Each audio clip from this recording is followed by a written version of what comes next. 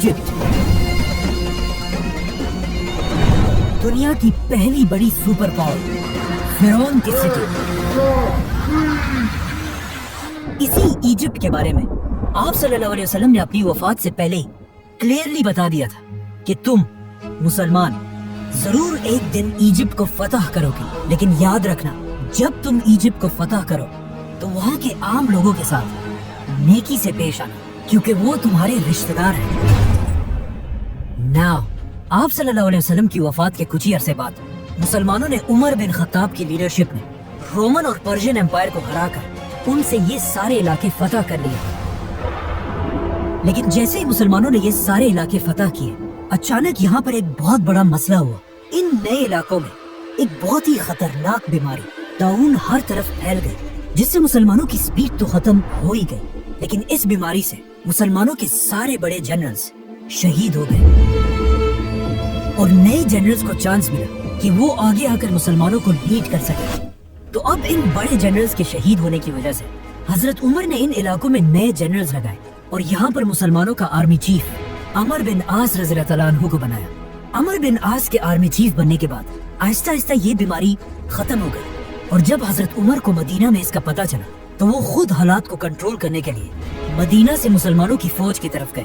لیکن of course جانے سے پہلے انہوں نے مدینہ اور پورے عرب کا کنٹرول حضرت علی رضی اللہ تعالیٰ عنہ کے حوالے کیا. مطلب آف کورس اگر حضرت عمر کو اس سفر میں کچھ ہو جاتا تو آٹومیٹکلی حضرت علی رضی اللہ تعالیٰ عنہ اس پوری امپائر کے نئے خلیفہ بن جاتے.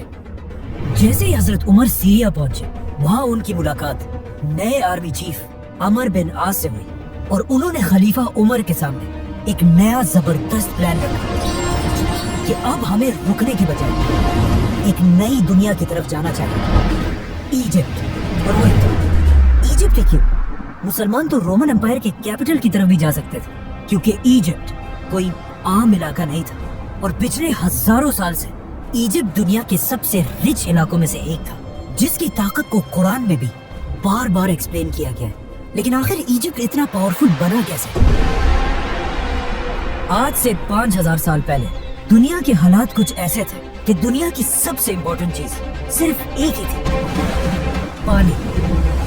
اور جس کے پاس دنیا میں سب سے زیادہ پانی ہوتا تھا وہی پوری دنیا پر راج کرتا تھا. اینڈ آف کورس اس زمانے سے لے کر آج تک دنیا کی سب سے بڑی ریور ایجپٹ میں ہی تھی, نائل ریور. اور آہستہ آہستہ اسی دریا کے پانی کی طاقت کی وجہ سے پوری دنیا سے لوگ ایجپٹ میں آ کر آباد ہونے لگے, جس کی وجہ سے ایجپٹ دنیا کا سب سے طاقتور علاقہ بنا, اور یہاں کے لوگ دنیا کے سب سے رچ لوگ بنے. جس کے بعد انہی لوگوں میں سے ایک آدمی کھڑا ہوا, کنگ نارمر, جس نے پورے ایجپٹ کو یونائٹ کر کے یہاں پر دنیا کی سب سے پہلی بادشاہت بنائی. اور وہی یہ تو 5000 سال پرانی کہانیاں ہیں, تو آج ہمیں اس سب کا کیسے پتا ہے؟ ان 2 ٹیبلٹس کو غور سے دیکھیں. آج تک آپ نے زندگی میں جتنی بھی ایجپشن رائٹنگز دیکھی ہیں, ان سب میں دنیا کی سب سے پرانی ایجپشن رائٹنگز یہی 2 ٹیبلٹس ہیں, جس میں کنگ نارمر کو کلیئرلی دیکھا جا سکتا ہے. آہستہ آہستہ یہی ایجپشن امپائر طاقتور ہوتی گئی, اور اگلے 1000 سال تک ایجپٹ ہی پوری دنیا پر راج کرتا رہا. 1000 سال تک دنیا کی سپر پاور رہنے کے بعد اب ایجپشین فرعونوں کو یہ بات کنفرم ہو چکی ہے کہ ان سے بڑا اس پورے یونیورس میں کوئی بھی نہیں ہے. جس کے بعد پہلی بار انہوں نے ایک ایسا دعویٰ کیا جو ان سے پہلے کسی نے نہیں کیا تھا.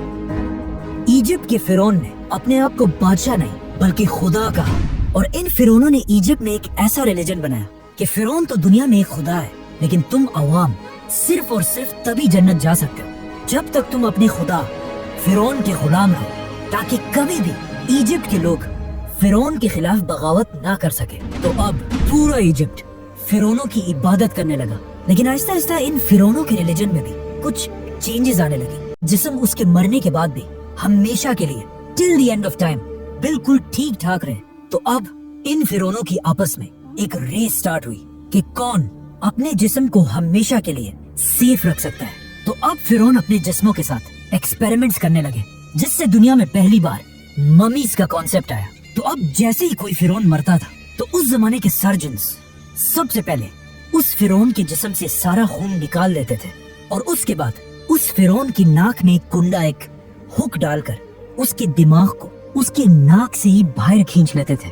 जिस के बाद उसके जिस्म से सारे ऑर्गन्स, लंग्स, जिगर, गुर्दे सब निकाल लिए जाते थे, लेकिन सिर्फ दिल को बिल्कुल सेफ एक जार में रख दिया जाता था। जिसके बाद इस फिरौन के खाली जिस्म को बहुत ही केयरफुली अगले 40 दिन के लिए पानी में रख दिया जाता था और इस पानी में एक स्पेशल नमक मिक्स किया जाता था। 40 दिन के बाद फिरौन को निकालकर उसके खाली जिस्म को रेत से भर दिया जाता था ताकि वो हमेशा के लिए अपने सही शेप में रहे। और फिर फाइनली फिरौन के जिस्म पर तेल और हनी लगाकर उसके जिस्म पर हमेशा के लिए व्हाइट पट्टियां बांधी जाती थी और फिर उसे एक बहुत ही महंगे ताबूत में बंद कर दिया जाता था। इस ताबूत में फिरौन के जिस्म के साथ साथ खाने पीने की चीजें, बहुत सारा सोना और मोस्ट इम्पोर्टेंटली उसका दिल उसके साथ दफना दिया जाता था। आहिस्ता आहिस्ता मरने के बाद हर फिरौन अपनी मम्मी बनाने लगा और ये बिल्कुल एक आम सी बात बन गई।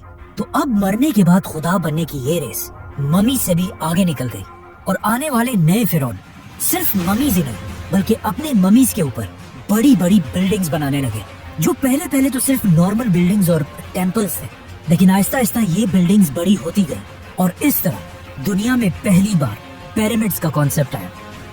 तो अब जो भी फिरौन मरता था वो अपनी मम्मीज पर एक से बढ़कर एक बड़े बड़े पिरामिड्स बनाने लगे और हर फिरौन ये चाहता था कि उसका पिरामिड पिछले फिरौन से भी बड़ा पिरामिड हो। और आहिस्ता आहिस्ता ये पिरामिड्स इतने बड़े हो गए कि आखिर एक फिरौन खुफू ने आज से 4500 साल पहले दुनिया का सबसे बड़ा पिरामिड बनाया, the great pyramid of Giza.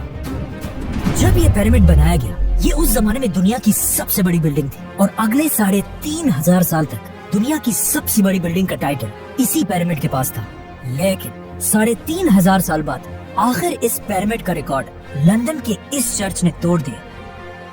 लेकिन ये चर्च भी ज्यादा अरसा अपनी जगह पर खड़ा नहीं रह सका और इसके गिरते ही पिरामिड दोबारा दुनिया की सबसे बड़ी बिल्डिंग बनी। लेकिन आने वाले वक्तों में आईफल टावर और बाकी बिल्डिंग्स ने पिरामिड्स का ये रिकॉर्ड तोड़ दिया। आज दुनिया की सबसे बड़ी बिल्डिंग बुर्जुल खलीफा है, वी और नो दैट, जिसकी हाइट तो सबसे ज्यादा है, लेकिन वजन के हिसाब से अगर 12 बुर्ज खलीफा को मिला लिया जाए तब भी ये एक पिरामिड ज्यादा भारी है। मतलब ये पिरामिड इतना बड़ा है कि इस पिरामिड के अंदर 2000 बड़ी बड़ी ट्रक्स आसानी से पार की जा सकती है। नाउ सारे फिरौन ये पिरामिड्स तो बना ही रहे थे, लेकिन इन पिरामिड्स को बनाते हुए उन्हें इस बात का पता नहीं चला कि इनको बनाने के लिए बहुत ज्यादा पैसा खर्च होता था। इसीलिए ये पिरामिड आज दुनिया का सबसे बड़ा पिरामिड है और इस पिरामिड के बाद आने वाले पिरामिड्स का साइज आहिस्ता आहिस्ता छोटा होने लगा। और सिर्फ पिरामिड्स ही नहीं बल्कि इन पिरामिड्स की वजह से पूरी इजिप्ट की इकोनॉमी भी कमजोर होने लगी और हजारों साल में पहली दफा ऐसा लग रहा था कि फाइनली इजिप्ट अपने सुपर पावर होने का टाइटल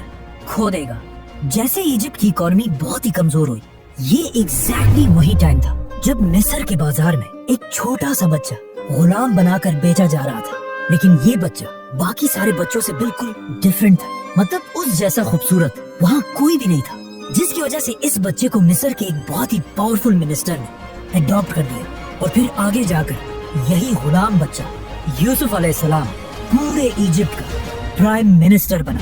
यूसुफ अलैहिस्सलाम ने बादशाह के साथ मिलकर इजिप्ट की पूरी इकोनॉमी को कंट्रोल किया और वो इजिप्ट जो इससे पहले बिल्कुल टूटने वाला था, दोबारा उसे एक सुपर पावर बनाया। लेकिन उनकी वफात के बाद यूसुफ अलैहिस्सलाम और उनके भाइयों की औलाद बनी इसराइल यही इजिप्ट में रहने लगे और कुछ ही अरसे में इजिप्ट के सबसे पावरफुल लोग बन गए। लेकिन जैसे ही बनी इसराइल अपनी ताकत सारे रूल्स को तोड़कर एक नया निजाम बनाया, जिसमें सबसे इम्पोर्टेंट रूल ये था कि आज के बाद बाहर से आए हुए लोगों को इजिप्ट में बिल्कुल भी बर्दाश्त नहीं किया जाएगा। जिसके बाद ऑफ कोर्स बनी इसराइल पर इजिप्ट में बहुत सख्त जुल्म किया जाने लगा। जिस तरह आज भी अमेरिका के नए सदर डोनाल्ड ट्रंप ने आते ही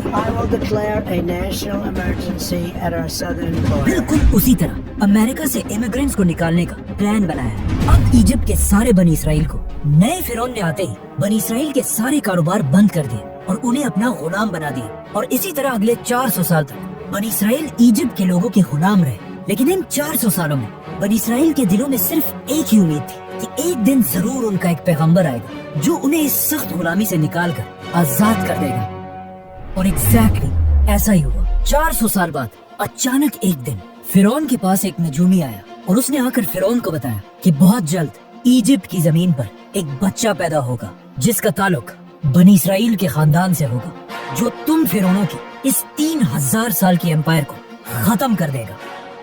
ये सुनकर फिरौन बिल्कुल हैरान रह गया और उसने फौरन हुक्म दिया کہ بنی اسرائیل میں آج کے بعد جو بھی لڑکا پیدا ہوگا اس کو پیدا ہوتے ہی مار دیا جائے، جس کے بعد اس کے سولجرز ہر گھر میں جا کر ماؤں سے بچے چھین کر ان کو مارنے لگے۔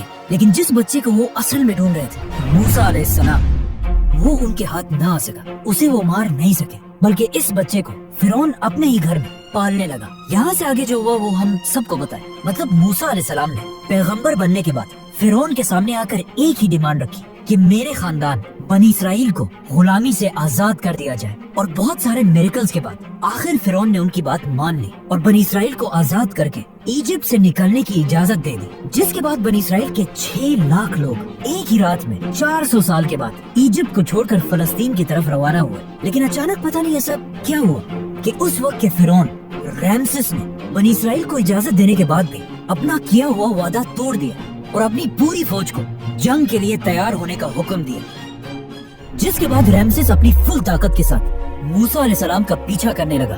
لیکن جیسے ہی وہ بنی اسرائیل کو ختم کرنے کے لیے ان کے بالکل قریب پہنچا، ایگزیکٹ اسی وقت اللہ نے موسیٰ علیہ السلام اور بنی اسرائیل کو بچا لیا اور رامسس، فرعون اور اس کی پوری فوج کو اس پانی میں غرق کر دیا۔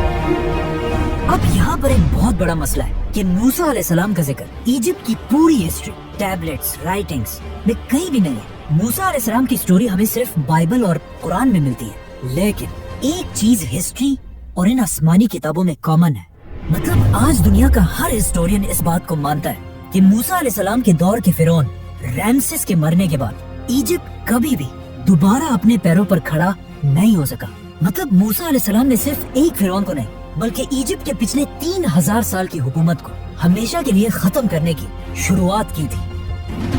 رامسس ایجپٹ کا آخری بڑا فرعون تھا جس نے اپنے آپ کو اور اپنی پوری فوج کو اپنے غرور کی وجہ سے ختم کر دیا تھا، جس کے بعد پوری دنیا کو یہ سمجھ آ گئی کہ فرعون کوئی خدا نہیں بلکہ صرف ایک عام انسان ہے۔ جس کے بعد یہاں سے پہلی دفعہ ایجپٹ اپنا سپر پاور کا ٹائٹل آہستہ آہستہ کھونے لگا، اور یہاں کے حالات اتنے خراب ہوئے کہ آج تک اس دور کو ڈارک ایجز کے نام سے یاد کیا جاتا ہے۔ جس کے کچھ ہی عرصے بعد ایجپٹ کے پاس فلسطین میں دنیا کی ایک نئی سپر پاور سامنے آئی جس کے بادشاہ کا نام تھا سلیمان علیہ السلام۔ اسی طرح آنے والے وقتوں میں ایجپٹ کی طاقت کمزور ہوتی گئی اور اتنی کمزور ہوئی کہ بہت ساری امپائرز نے یہاں پر حملہ کر کے اسے فتح کیا، جن میں سے ایک بادشاہ کا نام تھا الیگزینڈر دی گریٹ۔ لیکن الیگزینڈر دی گریٹ کی امپائر کے بعد فائنلی ایک نئی super power the great Roman empire نے آخر ایجپٹ کو فل طاقت کے ساتھ فتح کیا، اور اگلے 600 سال تک رومن امپائر ہی ایجپٹ پر راج کرتی رہی اور کوئی بھی ان سے ایجپٹ چھین نہیں سکا۔ لیکن اب فائنلی 600 سال کے بعد رسول اللہ صلی اللہ علیہ وسلم کی حدیث کے پورے ہونے کا ٹائم آ چکا تھا، اور مسلمان عمر بن خطاب کی خلافت میں رومن امپائر سے ایجپٹ چھیننے کے لیے اس کے دروازے پر کھڑے تھے۔ سبسکرائب